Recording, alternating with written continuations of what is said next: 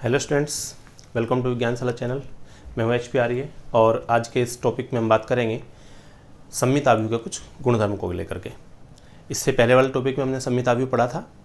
तो सिंपल सी बात है, सममित आव्यूह क्या होता है, इसका ट्रांसपोज अगर उसी के बराबर आ जाए तो सममित होता है। तो मैंने यहाँ कुछ प्रॉपर्टीज़ लिखी हैं इसकी। अगर ए कोई सममित आव्यूह है तो पहली प्रॉपर्टी है कि ए का जो ट्रांसपोज है वो भी सममित होगा। तो आव्यूह ए अगर सममित है तो उसका ट्रांसपोज भी सममित होगा। दूसरी है के ए सममित होगा। के कोई अचर राशि है, यानी आव्यूह ए में किसी अचर राशि का गुणा कर दिया जाए तो वो भी सममित ही रहेगा। तीसरा है ए टू द पावर एन, ए की कुछ घातें निकालें, ए स्क्वायर, ए क्यूब, ए की पावर 4, ऐसे कुछ भी, तो ए एन सममित होगा। यानी कितनी भी घात निकाल लें ए की हम, वो सममित ही रहेंगी। और यहाँ पर एन जो है वो क्या है, प्राकृतिक संख्या, एन बिलोंग्स टू एन, यानी प्राकृतिक संख्या है, या हम इसको कह सकते हैं कि वो धन पूर्णांक है। ठीक है। दूसरी बात, ये तो आव्यूह ए के सममित होने पर बात हुई। दूसरी बात है, अगर आव्यूह ए विषम सममित है, अगर वो विषम सममित है तो उसका ट्रांसपोज भी विषम सममित होगा। के ए, मैंने तीनों चीज़ों को लेकर के बात की, यानी ए का ट्रांसपोज, ए का कुछ गुणा, जैसे मल्टीपल ऑफ ए, और तीसरा है ए टू द पावर एन। तो सममित आव्यूह के लिए तीनों चीज़ें सममित होती हैं। विषम सममित आव्यूह के लिए ट्रांसपोज विषम सममित होगा, ए का कुछ गुणा जो है के वो विषम सममित होगा, ए टू द पावर एन ये दोनों तरह से अलग अलग होगा। ए टू द पावर एन जो है वो सममित भी हो सकता है और विषम सममित भी हो सकता है। देखिए यहाँ पे मैंने दोनों चीज़ें लिखी हैं। क्या है, ए सममित है अगर एन समधन पूर्णांक है, यानी एन अगर सम संख्या है तो उस कंडीशन में तो क्या होगा, सममित आएगा। और ए अगर विषम है, धन पूर्णांक तो होना चाहिए, ए अगर विषम है, यानी जैसे एन का मान सम हो 2, 4, 6, 8 ऐसे कुछ हो, तब तो वो ए स्क्वायर, ए की पावर 4, ए की पावर 6 ये तो आएंगी सममित। लेकिन अगर ए विषम धन पूर्णांक हो, यानी ए की पावर 1, ए की पावर 3, ए की पावर 5, ए की पावर 7 ऐसे हो, तो फिर वो क्या आएगा, विषम सममित आएगा। चलिए, उसके बाद है फिर दो आव्यूह ए और बी को लेकर के कुछ प्रॉपर्टीज लिखी हैं। ए और बी समान क्रम के हैं और सममित आव्यूह हैं। ए और बी दोनों सममित हैं, दोनों का क्रम समान है। तो उस कंडीशन में क्या होगा, ए प्लस बी सममित होगा। मैं ए बी की बात नहीं कर रहा हूं, ए बी वाली बात लास्ट में। ए प्लस बी सममित होगा। दूसरा A B plus B A B और बी ए का बी से गुणा कर लें, बी का ए से गुणा कर लें। मैंने आपको पहले बताया हुआ है कि ए बी और बी ए मोस्टली दोनों चीजें डिफरेंट होती हैं, क्योंकि कम्यूट नहीं होता है। ए का जो गुणन होता है, अभी गुणन, वो क्रम विनिमय नहीं होता, तो इसलिए ए बी और बी ए दोनों को जोड़ दिया जाए तो सममित आएगा। अगर दोनों को घटा दिया जाए, ए बी माइनस बी ए निकालें तो विषम सममित आएगा। और लास्ट में मैंने लिखा है कि ए बी सममित होगा यदि A B equal to B A का बी के साथ गुणा करें, इन टू बी सममित तभी आएगा। उसके लिए कंडीशन है कि A B equal to B A होना चाहिए। अच्छा, ये जो प्रॉपर्टीज हैं ये जनरली याद रखनी है आपको, बहुत ज़्यादा वैसे काम नहीं आती है, बस पता होना चाहिए कि क्या है। मैं इनको शॉर्ट में थोड़ा सा एक बार डिस्कस कर लेता हूँ। देखिए, एक बार हम स्टार्टिंग करते हैं। सबसे पहले मैं यहीं से बात करता हूं, A to the power transpose of A is symmetric, सममित होगा। ए सममित है, सबसे पहली चीज है इसमें कि ए सममित है। देखो, ए सममित है, इसका मतलब क्या है, सममित का मतलब है कि ए का ट्रांसपोज ए के ही बराबर आएगा, ए टी इक्वल टू ए होगा। ये सममित की परिभाषा है। अब क्या है कंडीशन के ए टी सममित, तो वैसे भी नहीं करें, इसको मैं कर ही रहा हूं। ए टी और ए बराबर ही है, तो जब ए सममित है तो ए टी अपने आप ही सममित होगा, तो एक ही बात हो गई। दूसरी बात है के ए सममित होगा। के ए का मतलब क्या है, देखो, के ए सममित होने का मतलब क्या है, मैं इसका के ए का ट्रांसपोज निकाल दूं पूरे का। के ए का ट्रांसपोज निकालूंगा तो क्या आएगा, अब देखो ये चीज क्या होगी, के टाइम्स ऑफ ए टी। ये मैं पहले बता चुका हूं, ये ट्रांसपोज में आ गई ये बात। अब हम सममित को लेकर के बात कर रहे हैं। इसमें ट्रांसपोज में बात आई थी कि अगर किसी आव्यूह ए का के गुणा करके उसका ट्रांसपोज निकालें तो वो ए के ट्रांसपोज का के गुणा हो जाएगा। तो यानी के एक तरह से बाहर आ गया, ब्रैकेट में केवल क्या रह गया, ए का ट्रांसपोज। अब ए का ट्रांसपोज तो वैसे ही ए के बराबर होगा, तो ये किसके बराबर आ गया, के ए के। तो के ए का ट्रांसपोज के ए के बराबर है, इसका मतलब के ए क्या हो गया, सममित हो गया। सिंपल सी चीजें, कुछ ज्यादा मुश्किल काम नहीं है। अब बात इसकी करते हैं ए टू द पावर एन वाले की। देखो, ए टू द पावर एन सममित है, मैं ए टू द पावर एन का ट्रांसपोज निकालूं, मैं दिखाऊं कि ए टू द पावर एन का ट्रांसपोज ए की पावर एन के बराबर आ जाएगा, तो इसका मतलब ये सममित हो जाएगा। तो करना क्या है, ए की पावर एन का ट्रांसपोज, ए की पावर एन का ट्रांसपोज, इससे पहले ए की पावर एन को लिखूं। देखो, ए की पावर एन का मतलब है ए इंटू ए, ये ऐसे एन बार। इसको अगर मैं n बार गुणा करूं तो ये आएगा a की पावर n, और इसका क्या करना है, ट्रांसपोज। चलिए, अब देखो, ये भी ट्रांसपोज वाले में एक गुणधर्म आया था।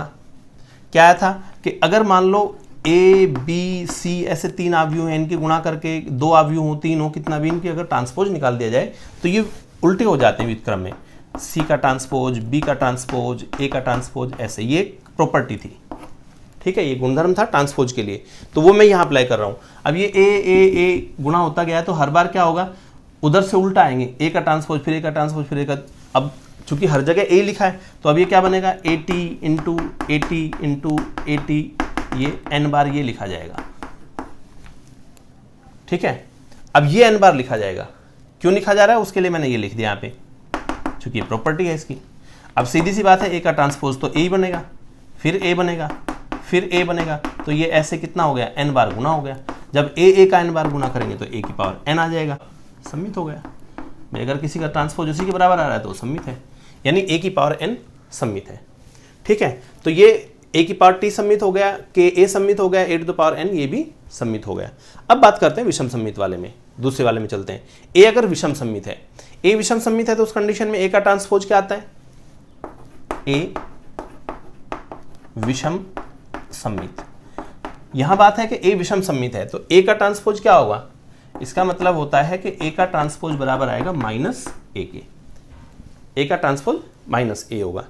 अब यहां पे बात है कि ए टी भी सम्मित होगा। देखो मैं ए टी का टी यानी ए के ट्रांसपोज का ट्रांसपोज निकालूं, अब चूंकि ए का ट्रांसपोज ही खुद क्या है, माइनस ए, तो इसकी जगह माइनस ए आ जाएगा, तो माइनस ए का ट्रांसपोज। माइनस ए के ट्रांसपोज को मैं ऐसे मान लूं कि -1 इंटू ए का ट्रांसपोज, अभी जो ऊपर बताई बात ये वाली के ए वाली, कि जो कांस्टेंट होता है कि वो बाहर आ जाता है, ट्रांसपोज केवल ए का रह जाता है, तो -1 इंटू ए मान लिया इसका, तो -1 इंटू ए का ट्रांसपोज बराबर आ गया माइनस ऑफ ए का ट्रांसपोज। अब ए के ट्रांसपोज का ट्रांसपोज जो है माइनस ए के ट्रांसपोज के बराबर आता है, तो इसका मतलब क्या हुआ, ये विषम सम्मित हो गया। भाई सम्मित की परिभाषा तो ये कहती है कि किसी भी मैट्रिक्स का ट्रांसपोज उसी के बराबर आना चाहिए, विषम सम्मित में उसका ट्रांसपोज के माइनस के बराबर आना चाहिए। तो ए के ट्रांसपोज का जो ट्रांसपोज आया माइनस ए का ट्रांसपोज आ गया, तो इसका मतलब ये विषम सम्मित बन गया। अब नेक्स्ट बात करते हैं, अगले वाले पे चलते हैं, ये वाला के ए विषम सम्मित।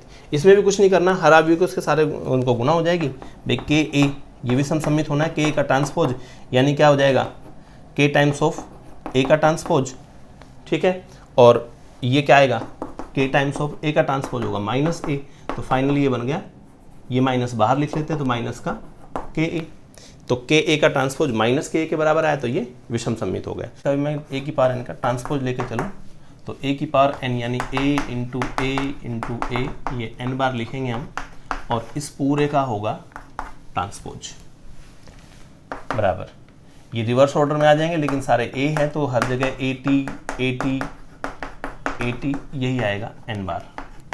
चलिए अब बात करते हैं इसकी, ए टी ए का ट्रांसपोज, क्योंकि ए विषम आव्यूह है तो ए का ट्रांसपोज आएगा माइनस ए, फिर माइनस ए, फिर वही माइनस ए। अब इस माइनस ए की गुना हो गई आपकी एन बार, ठीक है, एन बार माइनस ए की गुना होगी। अब देखो कंडीशन क्या है, यहां से मैं बात करता हूं तो ये एक्चुअल में एक तरह से बन गया कि माइनस ए की पावर एन, और माइनस ए की पावर एन को भी अपन से लिख सकते हैं कि -1 की पावर एन इंटू ए की पावर एन, ठीक। अब फाइनली बात आकर के यहां आ गई, देखो यदि n सम है, n अगर सम धन पूर्णांक है जैसा मैंने लिखा है वहां पे, तो n सम धन पूर्णांक है तो तब क्या होगा, -1 की जो पावर n आएगी वो 1 हो जाएगी। सम धन पूर्णांक होने में -1 की पावर 2 हो जाए, 4 हो जाए, 6 हो जाए तो प्लस का 1 बन जाएगा। तो उस कंडीशन में क्या होगा, ये जो a की पावर n का ट्रांसपोज जो हम निकाल रहे थे ये बराबर बन जाएगा, क्योंकि यहाँ तो आ गया 1 और इंटू ए की पावर n, तो फाइनली आ गया a की पावर n के बराबर। तो a की पावर n का ट्रांसपोज a की पावर n के बराबर, इसका मतलब ये हो गया सम्मित, ठीक है। अब बात करते हैं विषम पूर्णांक होने की, यदि n विषम धन पूर्णांक है, विषम धन पूर्णांक n अगर विषम धन पूर्णांक है तो तब क्या होगा, उस कंडीशन में जो -1 की पावर n आएगी वो -1 के बराबर होगी, -1 की पावर n -1 के बराबर।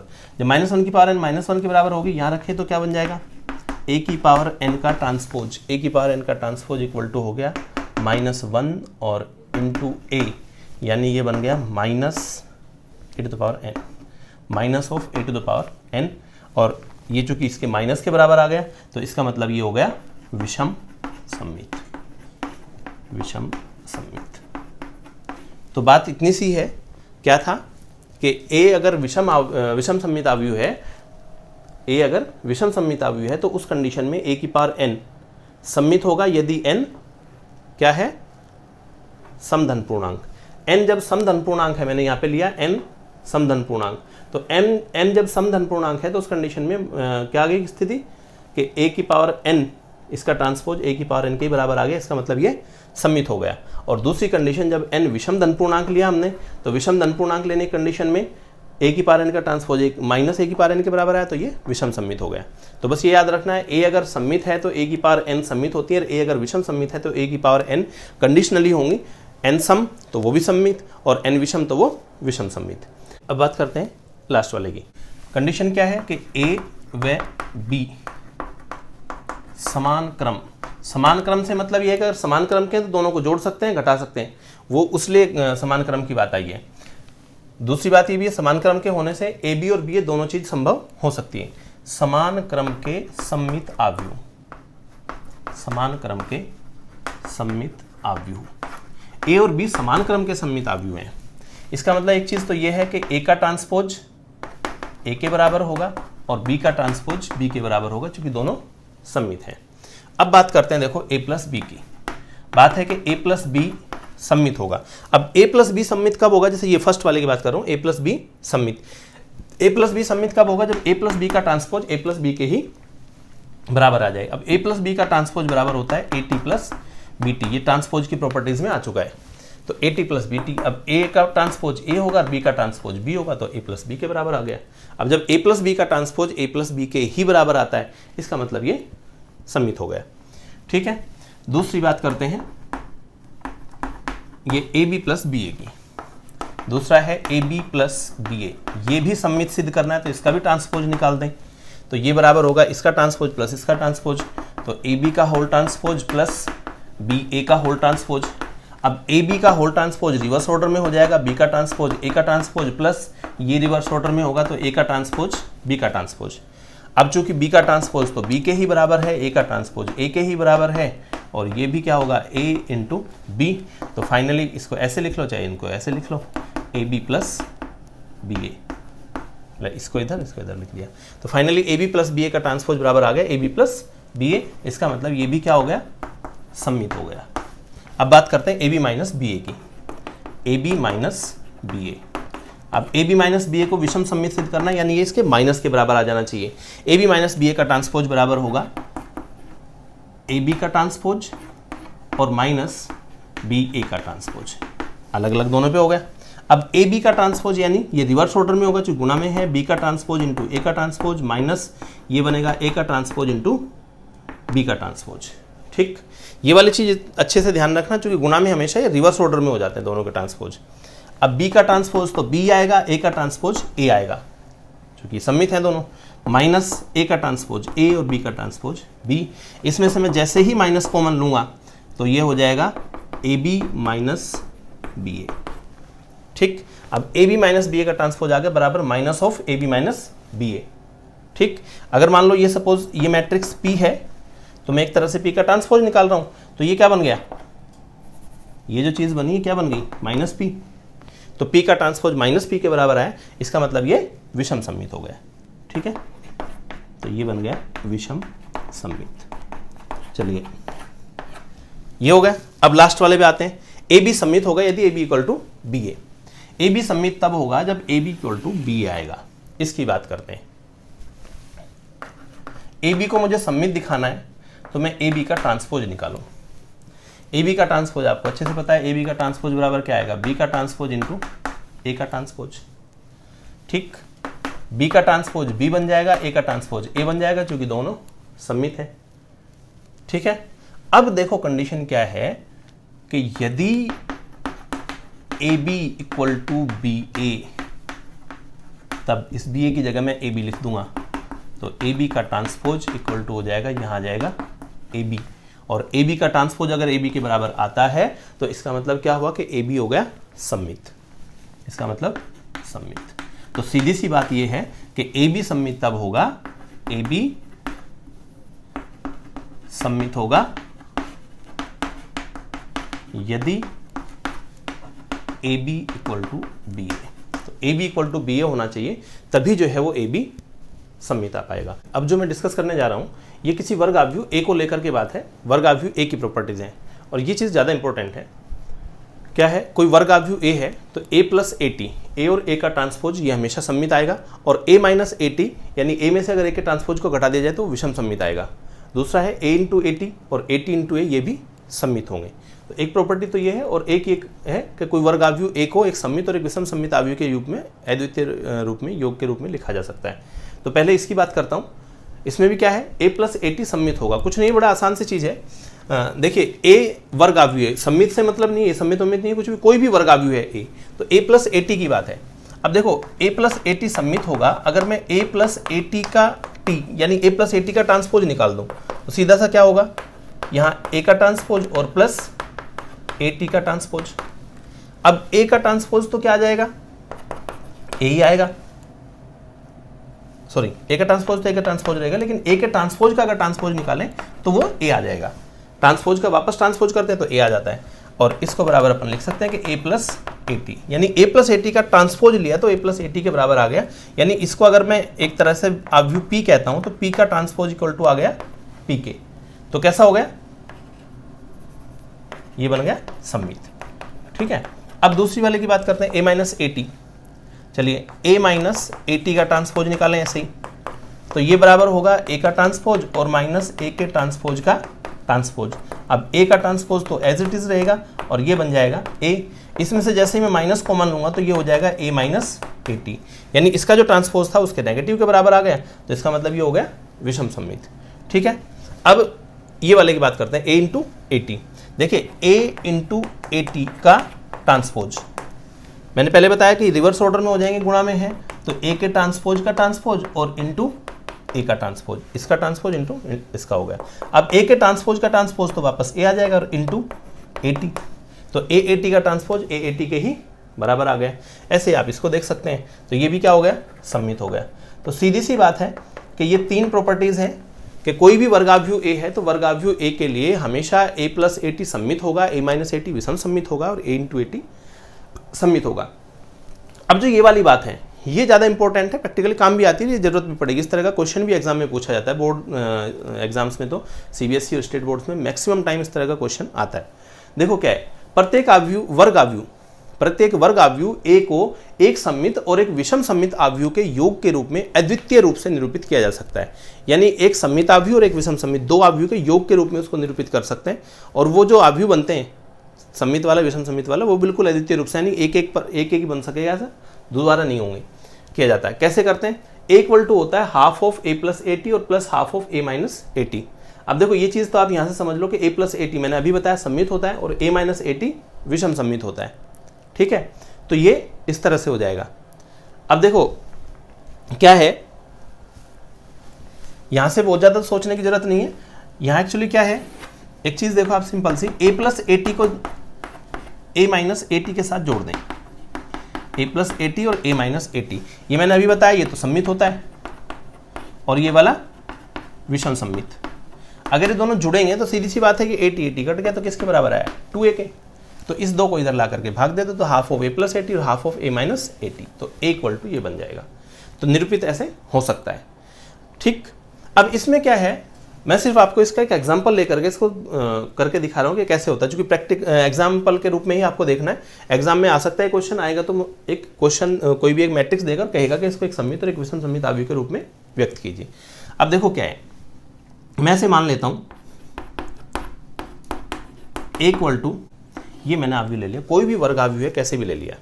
अब मैं ए का ट्रांसपोज निकाल लेता हूँ यहाँ पे साथ के साथ, ए का ट्रांसपोज, पहली पंक्ति है 1 2 3, तो 1 2 3 इसको यहाँ लिख दिया, हुआ ये आव्यूह बन गया ए टी। अब क्या करना है मुझे, ए प्लस ए टी और ए माइनस ए टी निकालना है। चलिए मैं साथ साथ ए प्लस ए टी निकाल लेता हूँ, ए प्लस ए टी,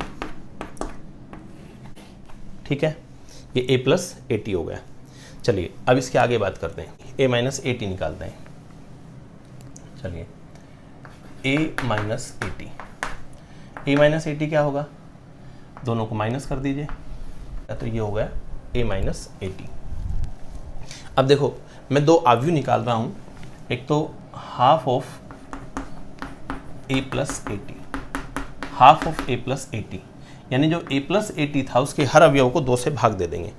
इसको 2 से भाग देंगे तो यहाँ हो जाएगा 1, यहाँ हो जाएगा 5/2 5/2, यहाँ हो जाएगा 5, ये वाला आ जाएगा 5/2,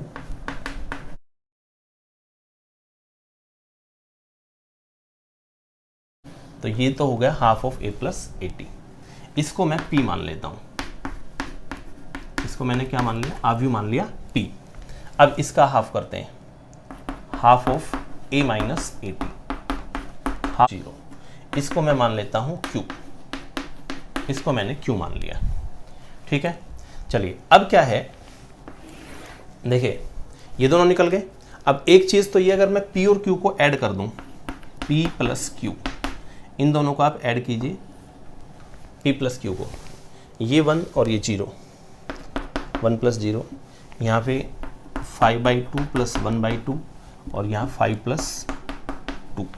ठीक है, तो ऐसे करके ये ऐड करना है, ये आ गया। अब देखिए ये जो आया है ये आव्यूह A है, 1 2 3 1 2 3 3 6 5 3 6 5 और 7 9 10, तो ये इक्वल टू A आ गया। मीन्स सीधी सी बात हो गई कि आव्यूह A जो है वो P प्लस Q के रूप में आ चुका है। और P क्या था हमारा, P तो था half of A plus A T और Q था हमारा half of A minus A T. ठीक, तो फाइनली A को P और Q के योग के रूप में मैंने लिख दिया। अब मुझे एक चीज़ शो करनी है कि ये P और Q, P जो है सममित है और Q विषम सममित है। हालांकि देखो सीधा सा है, A प्लस ए टी सममित आता है और A माइनस ए टी विषम सममित आता है, लेकिन फिर भी मैं शो करूं, देखिए पी टी इक्वल टू, मैं P का ट्रांसपोज निकाल देता हूँ, ये P था, हम इसका ट्रांसपोज निकालें। अगर मैं P का ट्रांसपोज निकालता हूँ देखो क्या आएगा, और अगर आप इसको देखोगे तो ये P के ही बराबर आ गया वापस, जो का त्यों 1 5/2 5 1 5/2 5, दूसरी पंक्ति 5/2 6 7, तीसरी 5 7 10, तो पी टी की वैल्यू P के बराबर आ गई। इसका मतलब ये हो गया सम्मित, P सम्मित हो गया। ऐसे ही मैं शो कर दूंगा कि Q जो है वो सम्मित विषम सम्मित है, तो QT निकालते हैं, Q का ट्रांसपोज कर, ये हो गया Q डैश। अब इसमें से मैं माइनस कॉमन लेकर के इसको वापस लिखूंगा, तो इस तरह से अगर आप देखोगे तो ये माइनस Q के बराबर बन गया, माइनस Q। देखो ये Q तो ये अंदर तो Q ही है, जो यहाँ पे था जो का Q है, और ये माइनस हो गया तो माइनस Q बन गया। और Q डैश की वैल्यू चूंकि माइनस Q के बराबर आई, तो इसका मतलब ये हो गया आपका विषम सम्मित। तो एक तरह से अब ये क्या हो गया, अब विषम सम्मित बन गया। Q डैश की वैल्यू चूंकि QT की वैल्यू माइनस Q के बराबर आई, तो Q हो गया विषम सम्मित। तो इस तरह से हमने आव्यूह को P और Q दो आव्यूह के योग के रूप में लिखा है, equal to P plus Q, जिसमें से P सम्मित है और Q विषम सम्मित है। ठीक है, तो ये दोनों चीज़ें याद रखनी है। एक तो A को हमें लिखना है, A इक्वल टू होता है half of A plus A T plus half of A minus A T, जिसमें से A प्लस ए टी वाला आव्यूह सम्मित होता है, A माइनस ए टी वाला आव्यूह विषम सम्मित होता है। अगर ये बोर्ड एग्जाम्स में क्वेश्चन आता है तो ये चीज़ें याद रखनी है आपको। A को इस तरह से शो करने के बाद में P plus Q equal to A show करना है। दूसरी बात, P को सम्मित दिखाना है, Q को विषम सम्मित दिखाना है। इन दोनों आव्यूह को ये भी शो करना जरूरी है। तो इस तरह से ध्यान रखना है। ये जो प्रॉपर्टी थी कि वर्ग आव्यूह A को एक सम्मित और एक विषम सम्मित के रूप में व्यक्त करना, ये सबसे इंपॉर्टेंट चीज़ है, और ये आपके इसमें बोर्ड एग्जाम्स में कई बार पूछा जाता था। तो इस तरह से कुल मिलाकर के ये कुछ प्रॉपर्टीज़ हैं जो मुझे डिस्कस करनी थी सम्मित आव्यूह को लेकर के। तो ये सब हो गया। अब इसमें कहीं कोई डाउट है, कोई प्रॉब्लम है तो आप मुझे पूछ सकते हैं। Thank you.